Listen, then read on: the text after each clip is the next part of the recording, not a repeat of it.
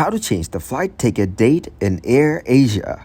Hello everyone. In this video, I will show you how to change the flight ticket date in AirAsia. Before changing the flight ticket date, keep this in mind.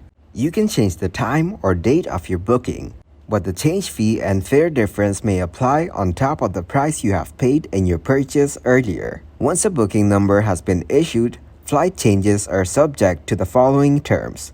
Inside of 48 hours prior to the scheduled flight departure time, no changes are allowed. To make a flight change in a booking, you can do so via My Bookings before your cutoff time. Kindly note that flight changes are subject to several conditions. You can make these changes by accessing AirAsia official website, AirAsia Super app, or by taking help from its chatbot. Thank you guys for watching this video. Hope you got some value. Make sure to like the video and subscribe to the channel to get notified for new videos. See you in the next one.